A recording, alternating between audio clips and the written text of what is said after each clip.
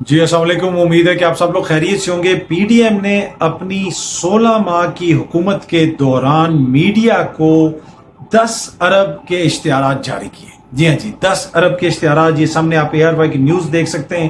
خاور گھمن صاحب نے یہ نیوز دی ہے۔ ان تفصیلات کے مطابق گزشتہ 1.5 سال میں حکومت نے 9 ارب اور 60 کروڑ کے اشتہارات دیے، تقریباً 10 ارب روپیہ۔ پرنٹ میڈیا کو 3 ارب 50 کروڑ روپے کے اشتہارات دیے گئے۔ ڈیجیٹل میڈیا کو 1 ارب 23 کروڑ روپے کے اشتہارات جاری کیے گئے۔ الیکٹرانک میڈیا کو 4 ارب 79 یعنی 79 کروڑ روپے کے اشتہارات جاری کیے گئے۔ اب یہ وہ 16 ماہ تھے جس میں بتایا گیا کہ معیشت کی بری حالت ہے، بجلی پہ کوئی ریلیف نہیں مل سکتا، اس چیز پہ کوئی ریلیف نہیں مل سکتا، لیکن حکومت کے اشتہارات ہم دیکھتے رہے۔ آپ کو یاد ہوگا کہ جب وزیر اعظم ترکی جا رہے تھے، اس سے پہلے اخبارات میں اشتہارات آ رہے تھے، کوئی اور ہوتا تھا تو بڑے بڑے اشتہارات آنا شروع ہو جاتے تھے کہ جناب یہ کوئی سکیم آ رہی ہے، وہ سکیم آ رہی ہے۔ تو یہ تشہیر کے اوپر 10 ارب روپیہ خرچ کر دیا، تشہیر کے اوپر، ایک ایسے دور کے اندر جب ہمیں کہا جا رہا تھا کہ ہم معاشی طور پہ دیوالیہ ہو سکتے ہیں، IMF سے ڈیل نہ ہوئی تو پاکستان ڈیفالٹ کر جائے گا، تو پبلک منی اس طریقے سے یوز کی گئی اور اس طرح اشتہارات بانٹے گئے۔ ہاں، عوامی آگاہی کے لیے کوئی مہم ہے، آپ نے کرنا ہے تو ٹھیک ہے، وہ ضروری ہے، لیکن 16 ماہ کے دوران 10 ارب روپے کے اشتہارات، اس میں یہ ڈیجیٹل میڈیا کے اوپر بھی خرچ کیا گیا۔ ڈیجیٹل میڈیا کے اوپر 1 ارب 23 کروڑ، 1 ارب 23 کروڑ روپیہ ڈیجیٹل میڈیا کے اوپر بھی خرچ کیا گیا۔ تو اس سے آپ اندازہ لگا لیں کہ جہاں پہ حکومت نے خرچ کرنا ہوتا ہے وہ وہاں پہ دل کھول کے ہماری حکومتیں خرچ کرتی ہیں، جہاں پہ خرچ نہیں کرنا ہوتا وہ عوامی مسائل ہیں، وہاں پہ خرچ کرتے ہوئے مسئلہ ہوتا ہے کہ جی یہ سبسڈی دی جا سکتی، وہ سبسڈی نہیں دی جا سکتی۔ یہاں پہ بھی کہہ دیتے نا کہ جی IMF نے منع کیا ہے تو یہ اشتہار ہم اپنے حق میں نہیں چلوا سکتے، یہ اشتہارات ہم یہاں پہ نہیں دے سکتے۔ لیکن یہ بڑی خبر ہے کہ جناب وہ حکومت، وہ ملک جس کے حوالے سے پوری دنیا یہ کہہ رہی ہے کہ وہ کسی ٹائم بھی دیوالیہ ہو سکتا ہے، اس کے معاشی یہ حالات ہیں، وہاں پہ حکومت کے اس طرح کے خرچے کہ اتنا بڑا خرچہ 16 ماہ کے دوران کر دیا گیا۔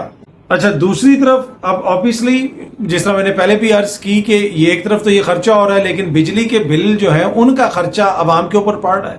یہ سارے اخراجات جتنے بھی اس ملک میں ہوتے ہیں، یہ جو بڑے بڑے آپ قافلے دیکھتے ہیں، بڑے بڑے کانوائز دیکھتے ہیں جس میں بڑی بڑی گاڑیاں ہوتی ہیں، آگے پولیس پیچھے پولیس، اور وہ شوں شوں کرتے جا رہے ہوتے ہیں، ان سب کی قیمت آپ لوگ پے کرتے ہیں اپنے ٹیکسز کے ذریعے، جو آپ مہنگائی کے ذریعے، ان ایک ایک چیز کی قیمت پاکستان کی عوام ادا کرتی ہے۔ اب یہ جو گورنمنٹ نے اناؤنس کیا ہے کہ بجلی جو چور ہیں ان کے خلاف کریک ڈاؤن ہوگا۔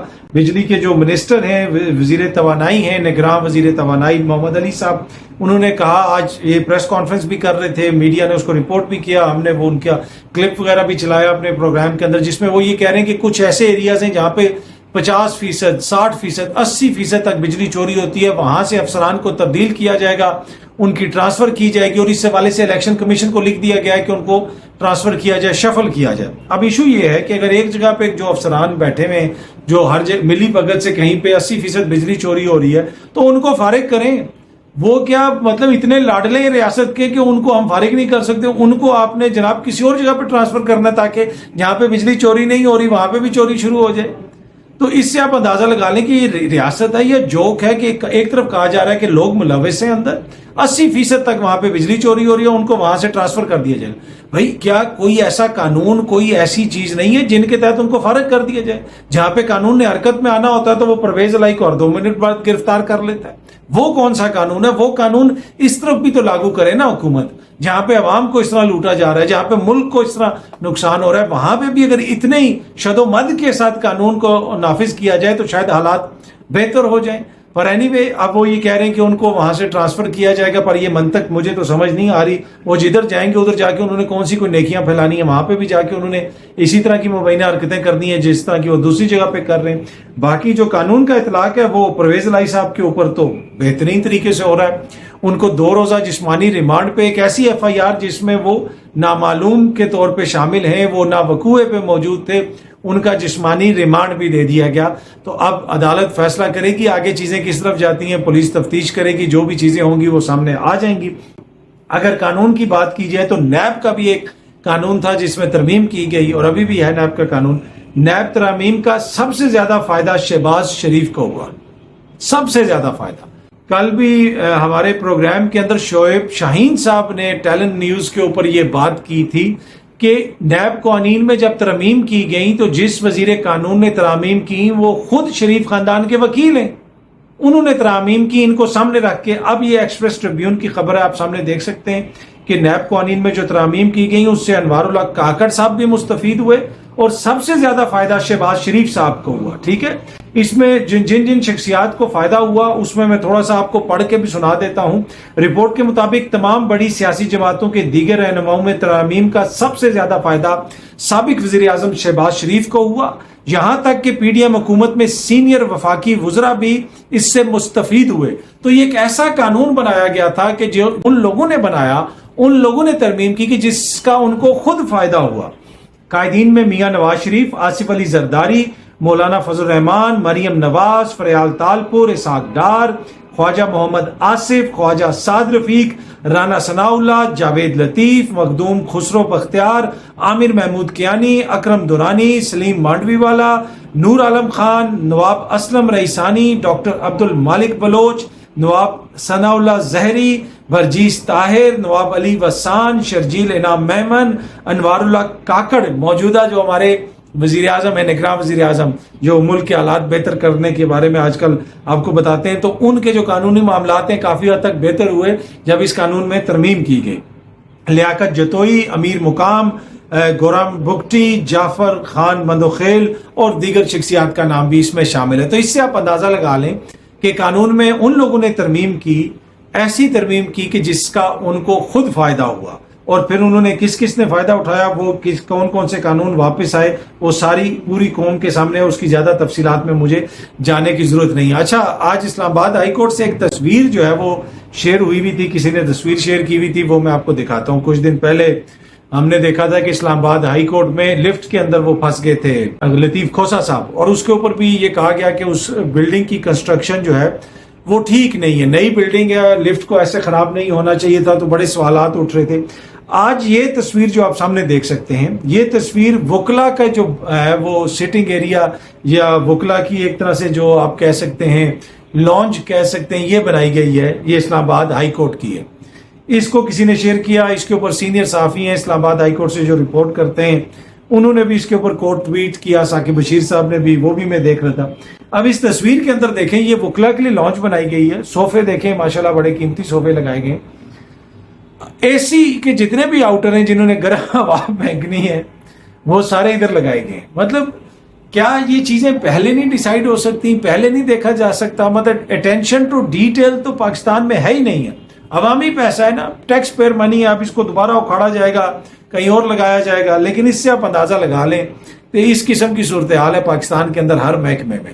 اب روڈ کوئی بنتی ہے تو پہلے روڈ بن جاتی ہے، بعد میں اس کو کھودنا شروع کر دیتے ہیں، اس کی دیواریں جو ہے وہ آگے پیچھے جو سائڈ پہ اس کی بنی ہوتی ہیں فٹ پاتھ وغیرہ اس کو توڑنا شروع کر دیتے ہیں کیونکہ یہاں پہ پائپ بچھنا ہے. تو یہ تصویر جب میں نے دیکھی تو مجھے یہ صوفے بھی بڑے پسند آئے، یہ ساری لانچ بھی بڑی پسند آئی، اور جب یہ میں نے اے سی کے وہ پچھلے دیکھے تو اس سے مجھے احساس ہوا کہ یہ جو ہے ایک لمبی کہانی ہے، 75 برس کی کہانی ہے. یہاں پہ اکثر ہم دیکھتے ہیں کہ خوبصورت چیزیں بنا دی جاتی ہیں، نظام خوبصورت بنا دیے جاتے ہیں، سب کچھ ہو جاتا ہے بڑا پیارا، باہر سے وہ بڑی خوبصورت لگ رہے ہوتے ہیں، لیکن حقیقت اس کی یہ ہوتی ہے کہ وہ اس قابل نہیں ہوتے کہ آپ اس میں بیٹھ سکیں. آپ گرمی میں کوئی یہاں پہ بیٹھ سکے گا؟ بلکہ سردیوں میں بھی وہ جس قسم کی پیچھے سے اے سی کے آؤٹر سے ہوا آ رہی ہوتی ہے کہ وہ کیا اس کو کوئی برداشت کر سکتا؟ تو یہ ایشو ہے کہ آپ کو کچھ چیزوں میں پروفیشنلز کی ضرورت ہوتی ہے، ماہرین کی ضرورت ہوتی ہے، چاہے وہ معیشت ہو. اسی طرح معیشت کو آپ مستری کے حوالے کوئی کر دیں کوئی چیز تو وہ اس کو لیپا پوتی کر کے خوبصورت تو کر دے گا، لیکن جب تک انجینئر اس میں اپنی ان پٹ نہیں دے گا تو وہ بلڈنگ گر جائے گی. یہ اتنا آسان نہیں ہوتا کہ 4 دیواریں کھڑی کر دی، اوپر لینٹر ڈال دیا تو گھر بن گیا. نہیں، اس میں سائنٹیفک کیلکولیشنز ہوتی ہیں، انجینئر کا اپنا کردار ہوتا ہے. اور اسی طرح معیشت اگر مستریوں کے حوالے ہم کر دیں گے کہ جناب تھوڑی سی وائٹ پینٹ کر دیں، یہاں پہ کر دیں، 16 ماہ کے دوران جس طرح معیشت کا یہ ہو گیا وہ ہو گیا، یہ سارے یہاں پہ معیشت کے مستری جو ہیں وہ کرتے رہے 75 سال معیشت کو درست کرنے کے لیے. اس میں ٹیکنیکل چیزیں ہوتی ہیں، ٹیکنیکل معاملات ہوتے ہیں، ان سب چیزوں کو دیکھنا پڑتا ہے. تو یہ سٹوری ہماری 75 برس کی سٹوری ہے. کتنی اس میں بہتری آئی، کتنی اس میں خرابی ہوئی 75 برس کے دوران، وہ مجھے کوئی ریپیٹ کرنے کی ضرورت نہیں ہے. آخر میں آج یوم دفاع پاکستان ہے. آج کا وہ دن ہے جس دن ہم خراج تحسین پیش کرتے ہیں اپنے شہداء کو, اپنے غازیوں کو, وہ لوگ جنہوں نے اس مٹی کے لیے اپنا خون دیا. اس لیے خون دیا کہ میں اور آپ اپنی آزادیاں انجوائے کر سکیں, میں اور آپ ایک آزاد ملک میں رہ سکیں. تو یہ بہت ضروری ہے کہ ہم اپنے شہداء کی قربانیوں کو نہ بھولیں. ہمارے جو غازی ہیں وہ آج بھی قربانیاں دے رہے ہیں, ہمارے پولیس کے جوان, فوج کے جوان, دیگر لوگ, تو ان سب کو ہم سلوٹ پیش کرتے ہیں. ان کی قربانیوں کا ہم سب کو ادراک ہے, اور جس طرح میں نے پہلے بھی عرض کی کہ وہ عظیم لوگ ہیں جنہوں نے اس ملک کے لیے اپنا خون دیا. اس کے ساتھ ساتھ آج اس دن کے موقع کے اوپر ہمیں یہ بھی سوچنا کی ضرورت ہے, ہمیں یہ بھی کوشچن کرنے کی ضرورت ہے کہ وہ ہمارے عظیم بھائی جنہوں نے, بیٹے, باپ, جنہوں نے اس ملک کے لیے, میرے لیے, آپ کے لیے اپنا خون دیا تاکہ ہم آئین اور قانون کے مطابق اپنی آزادیاں انجوائے کر سکیں. تو کیا آج ریاست, کیا آج انوار اللہ کاکڑ صاحب کی حکومت یہ میک شور کر رہی ہے کہ جن آزادیوں کے لیے ان لوگوں نے اپنا لہو دیا اس مٹی کو, ان آزادیوں کی حفاظت کی جا رہی ہے؟ ان آئینی آزادیوں, شخصی آزادیوں, جمہوری آزادیاں جو گارنٹی کرتی ہیں آئین کے اندر ہر شہری کے لیے, جن کے لیے یہ لوگ اپنی جانوں کے نذرانے پیش کرتے ہیں, بارڈر کے اوپر پیش کرتے ہیں, ہر جگہ پہ پیش کرتے ہیں, کیا ان آزادیوں کا تحفظ اس ملک میں کیا جا رہا ہے یا نہیں کیا جا رہا؟ یہ بھی ایک امپورٹنٹ کوشچن ہے جو ہم سب کو پوچھنے کی ضرورت ہے. بہت جلدی آپ سب سے دوبارہ ملاقات ہوگی. Thank you so much.